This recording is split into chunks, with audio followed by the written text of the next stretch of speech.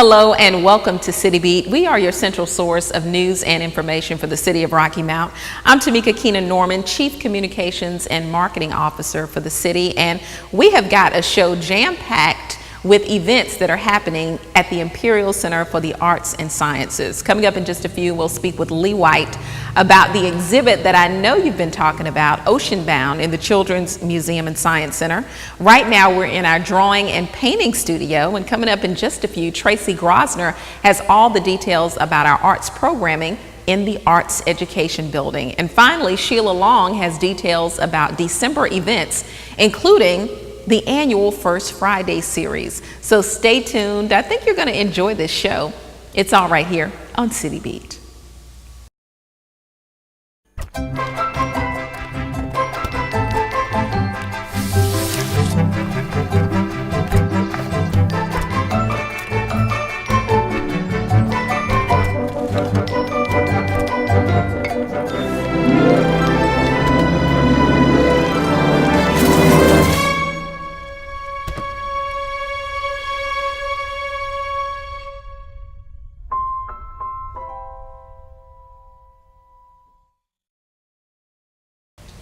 Hello and welcome to City Beat. We are your central source of news and information for the city of Rocky Mount. I'm your host, Tamika Keenan-Norman, and as you can see, we're inside the Imperial Center's Children's Museum and Science Center, and joining me today is a very familiar face, Lee White, Curator of Education. And I told Lee earlier, I'm going to ask you some familiar questions. We keep the questions the same. The exhibit changes, yes, right? It changes tremendously. And the new exhibit we have here is Oceanbound. We're standing in front of the sign.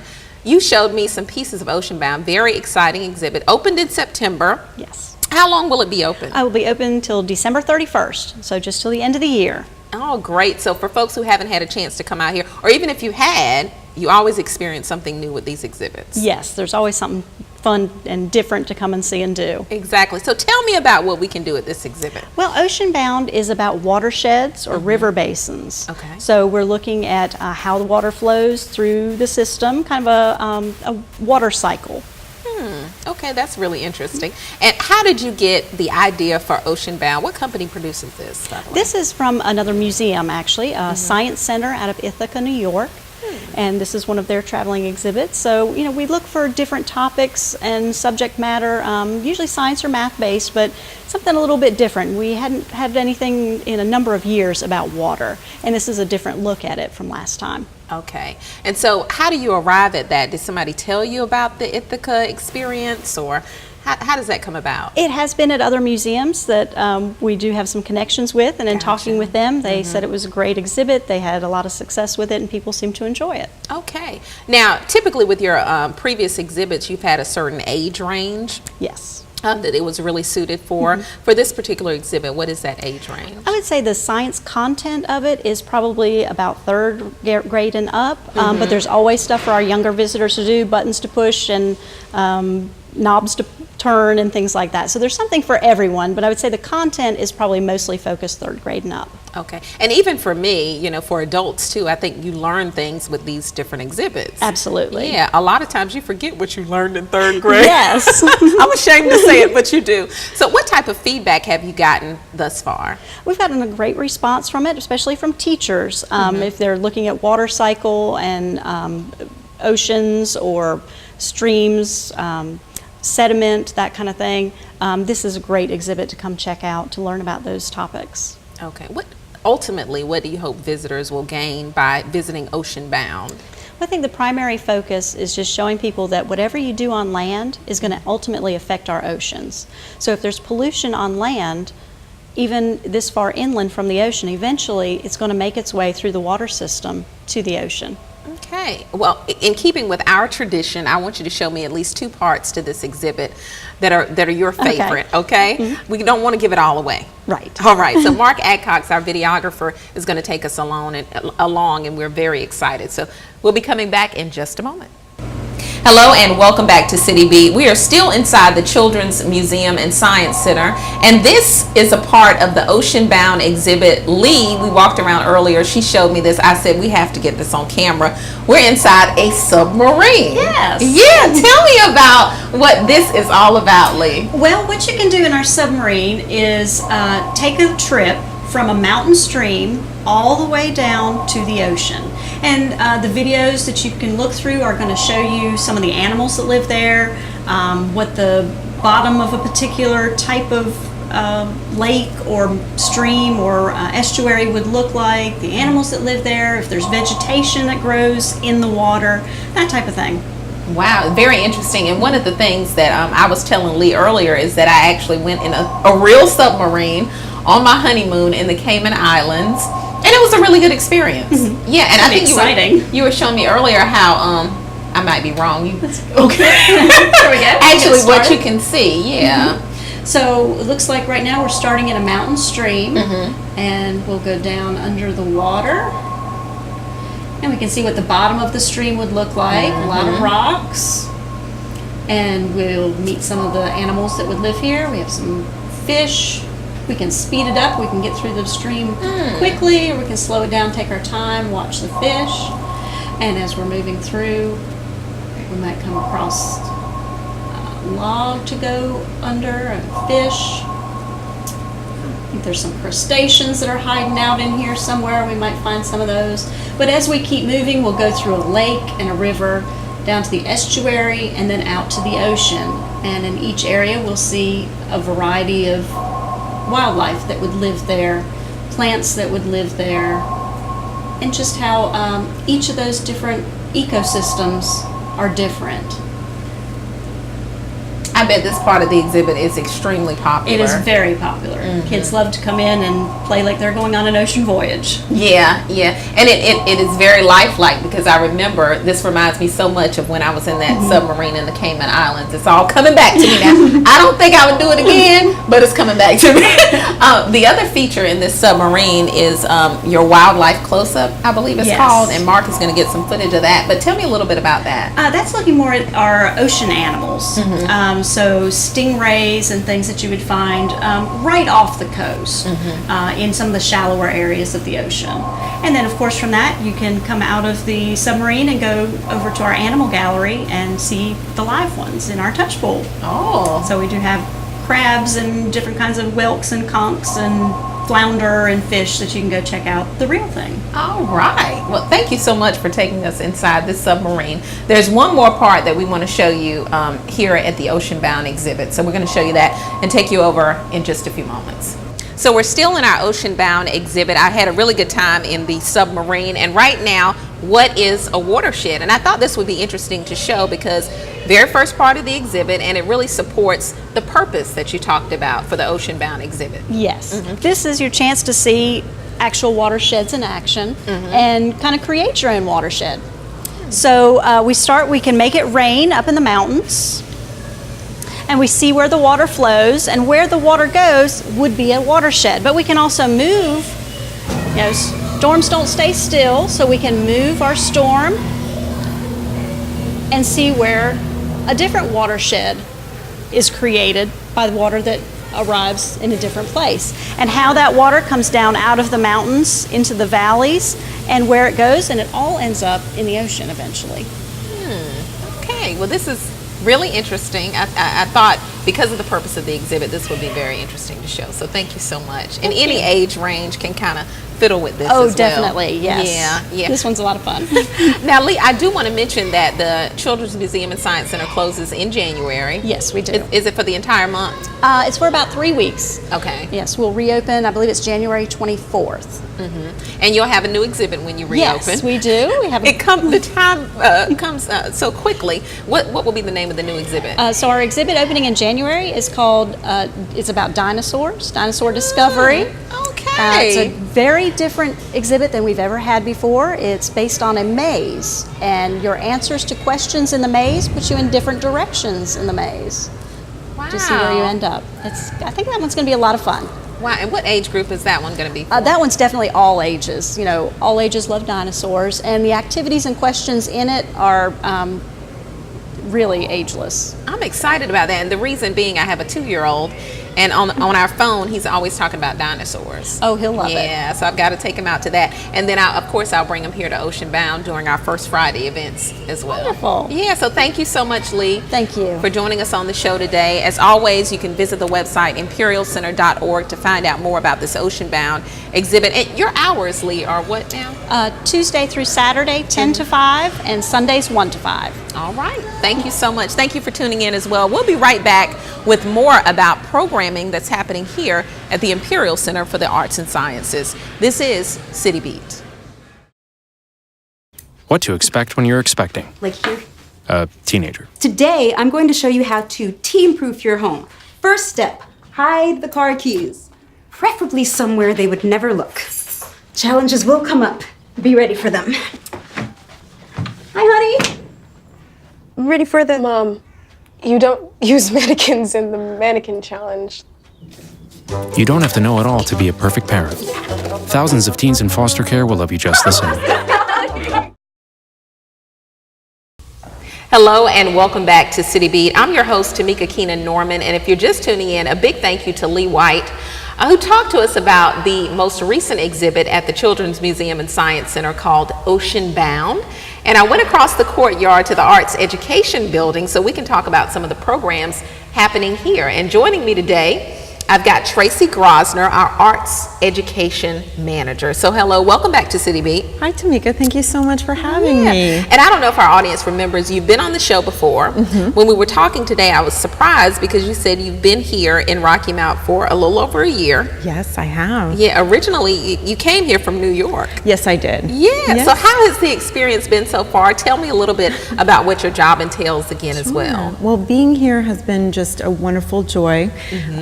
Everybody in the community has really embraced me and what we're doing here. A lot of friendly faces, a lot of smiles.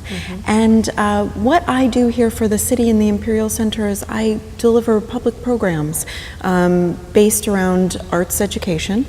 So anything from drawing, painting, printmaking, ceramics, family workshops, free drop-in programs, a lot of collaborative work with our local city schools, as well as our art gallery and other colleagues around the Imperial Center. So we're here to serve our community and to have them get really excited and involved with creation and the arts.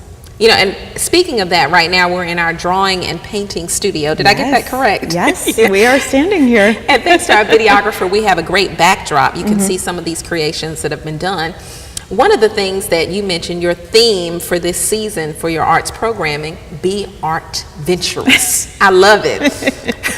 What does that mean? How did you come up with that? Well, a little bit of brainstorming in the marketing arena to think about having fun with the arts. We were doing a little bit of wordplay, and I just thought, you know, we need to engage people with adventures, you know, not only being outside, engaging with nature, but having journeys through creation and art. Fun, new, sometimes a little challenging, maybe a little bit scary, but that's okay because this is all about learning and being a part of what we're doing here. Now, you have programming that's going on through December. Yes. Yeah, tell me about some of the activities that you're offering. Sure. We have some classes and workshops that have already passed and that are ongoing, but coming up in November and December, we have a range of drop-in workshops on Saturdays for families and adults, individuals of any age to come and join us, look at art, talk about art with our teaching artists, and then respond through creating something. We also have a range of family workshops that are coming up, 5 in fact, thinking about clay, abstract painting, saltwater etching and making jewelry, creating recycled ornaments, and also holiday stockings. We have to have some things, you know, oriented to our December celebration. So those are generally for families of all ages, and they also take place on Saturday. And what times typically are those workshops? Oh, sure. Our family programs are usually from about 1 p.m. to 4 p.m. And our drop-in workshops start at 11 a.m. in the lobby of the Imperial Center in the Art Gallery. And they conclude around 1. Okay. I've got to share with our audience, before we got on camera, we were talking and I told you how I used to love to draw. You know how you love to do something, but maybe you're not too good at it? Yeah. And so it intimidates me, but you offered me some advice, and I want you to offer it to this group as well, who might be a little bit intimidated of art. Oh, sure. So one thing that I always think about and share with the hesitant student is to come and try. Come and join us. Try out what we have to offer. It might spark some new interest. It might help you hone a skill, develop some experience, and investigate different materials. We use clay, paint, charcoal, pencil, really any material and medium you can think about, we try to incorporate in our classes and workshops. So I really encourage everybody to come in and just be art venturous with us. I love it. I love it. And you told me too, don't compare, because I told you my brother and my father, they love to draw. They're great at it. And I was like, I'm not as good as them. But don't compare yourselves to others, right? Not at all, because everyone has their own distinct style. Whether you start with that or traditional fundamentals of the arts, perspective, shading, value, line, and you can interchange them. So we really want to support different artists, different ways of thinking, and I want everybody to know that it's all right. There's no right or wrong when it comes to the arts. I love it. I love it. Now, you had some open houses, I think it was in September last month. And are you going to offer any future open houses? What do those entail? Sure. So we will be offering a future open house probably around mid-February to late February. And those open houses are a chance for our community members to come in and see what we're doing here. Tour the building, talk to my team about the programming that is coming up, ask any questions they might have, but also interact with our teaching artists and view demonstrations and create some art. We had a wonderful tile glazing project that happened with our last open house. We had still life drawing with one of our teaching artists, as well as some watercolor demonstration.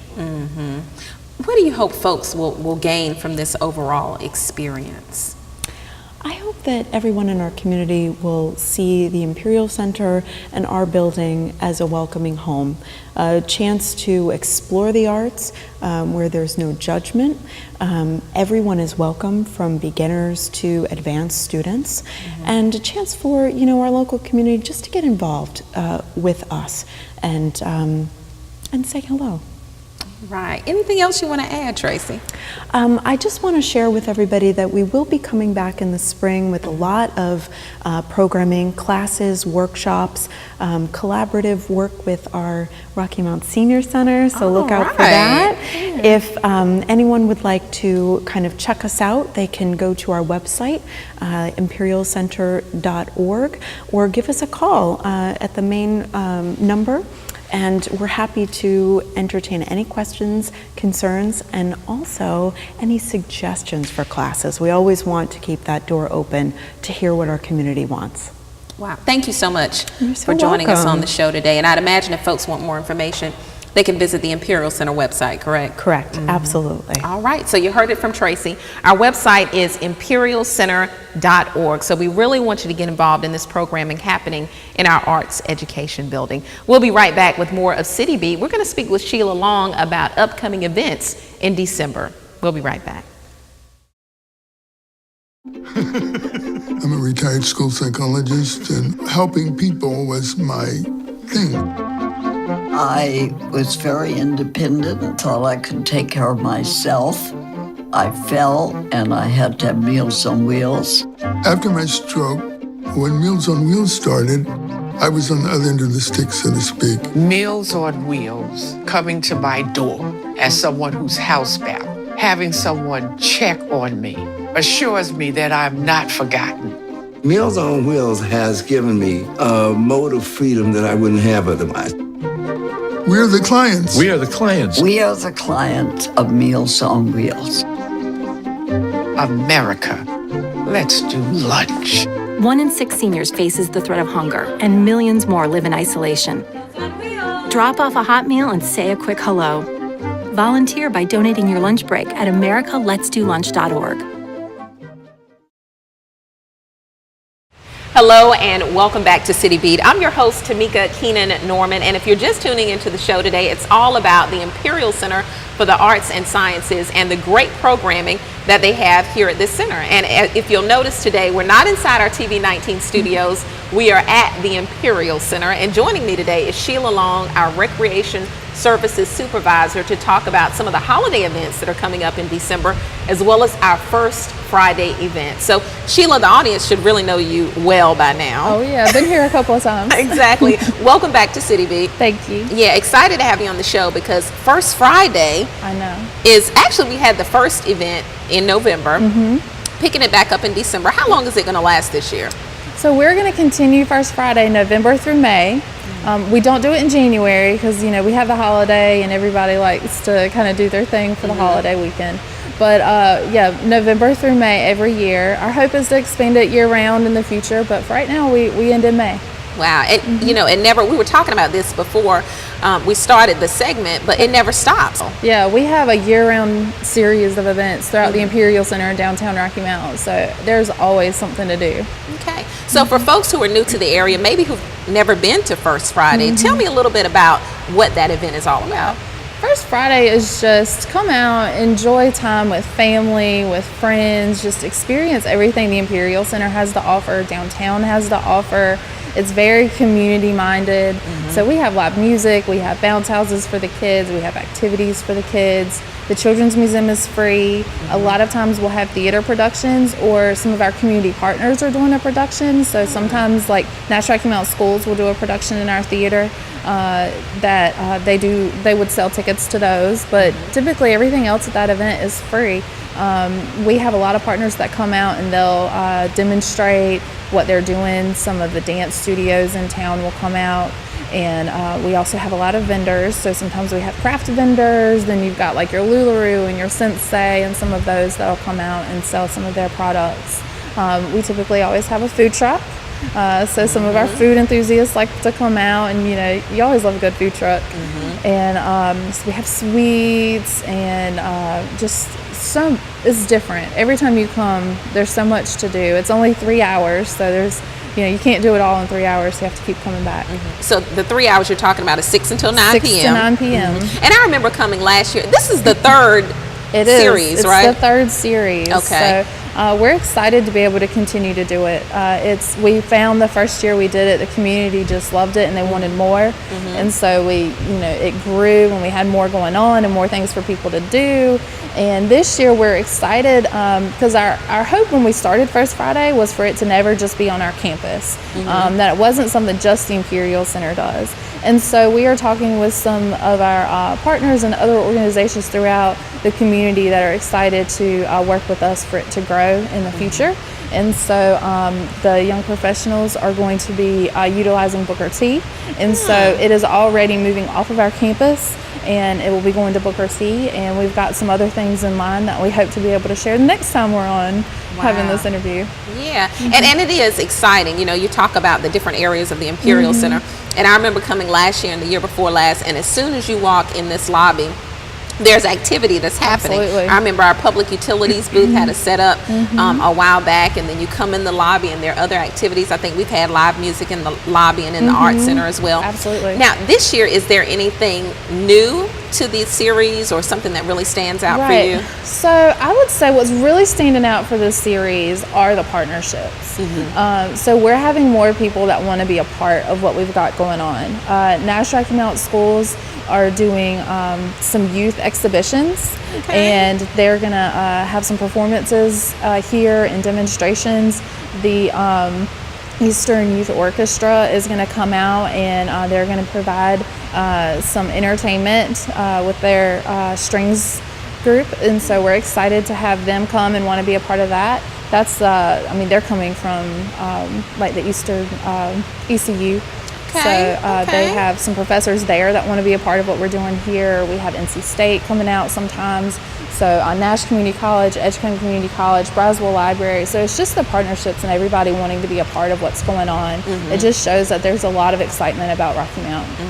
And you talked about how the event has grown since the very first year. We're in our third year. How much has the event grown since the first year? Wow. So there are sometimes, like some of the months, like December is our busiest month. And the first year we had about 1,000 people.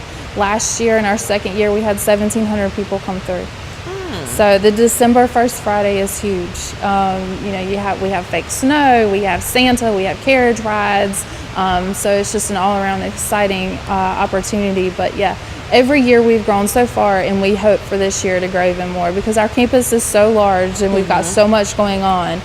We have the capacity to have so many more people come out and enjoy it.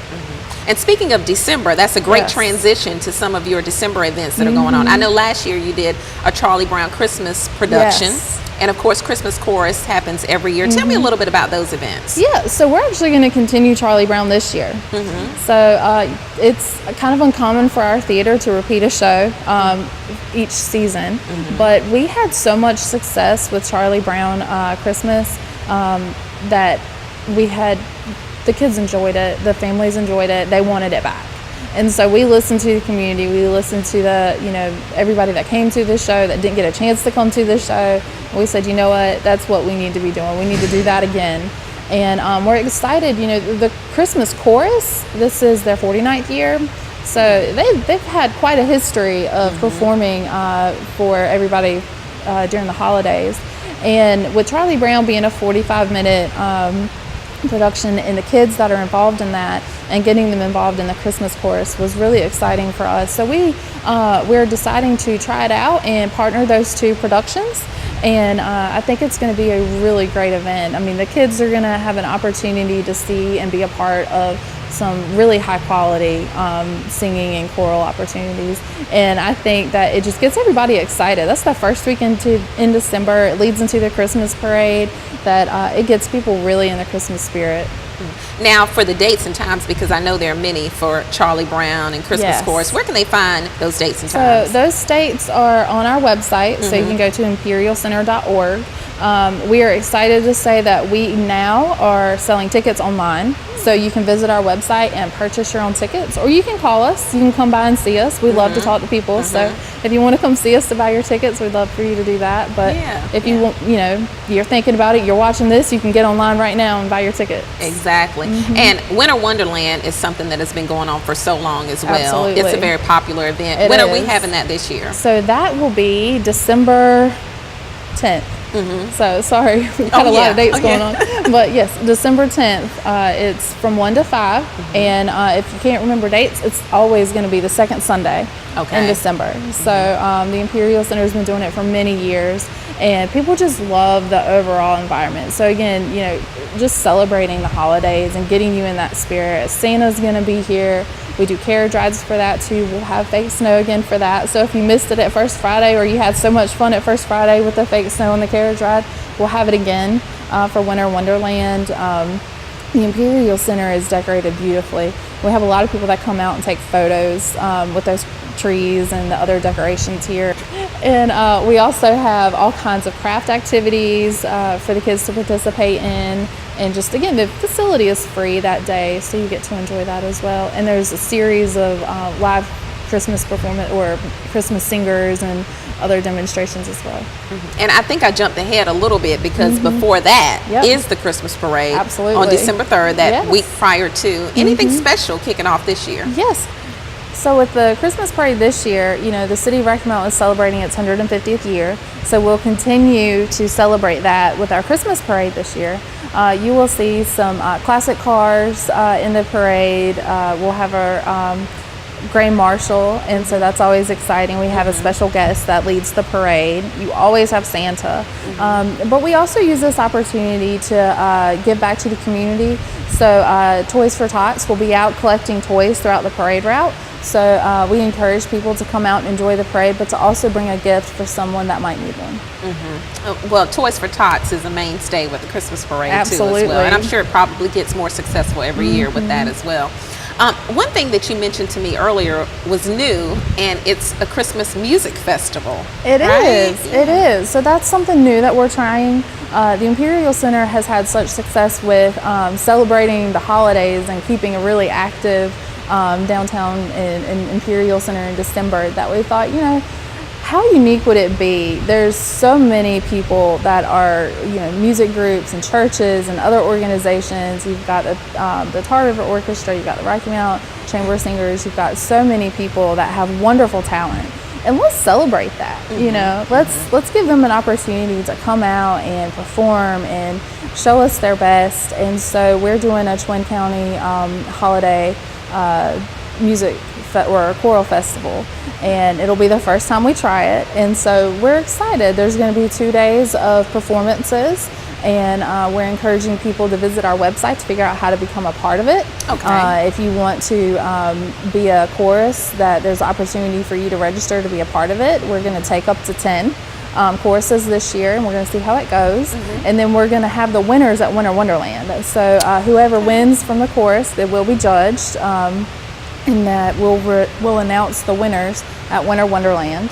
And so we're excited about that. And then our plan is to keep them engaged with the Imperial Center. So if you win, you know, we'd love to have you come back and keep being a part of what we've got going on throughout the next year. So we're excited about that. So lots going on. Oh, absolutely. December is probably our busiest month of the year. Yeah, it really is. So, but that means the community is engaged and Absolutely. has plenty of things to do right in their own backyard. Absolutely. Anything else you want to add, Sheila? I mean, we're always excited. We've got wonderful exhibits here at the Imperial Center. We would love for people to come out and be a part of it. If you want to be a part of First Friday or any of our other events, there's always an opportunity for us to partner and work together and just really show off what Rocky Mount has to offer. Yeah, it's interesting you said that because Lee White was just on to talk about the Ocean Bound exhibit, which is really neat. It is. So thank you so much, Sheila, Thank for you for being a having part me. of the show today. And thank you for tuning in as well to another edition of City Beat. Just like Sheila mentioned earlier, if you want more events on all of the holiday happenings on First Friday as well, visit imperialcenter.org. And if you want more events about just anything happening or more information about any events happening within the city of Rocky Mount, visit our website, our main website at rockymountnc.gov. I'm Tamika Keenan Norman. Thanks for tuning in to City Beat.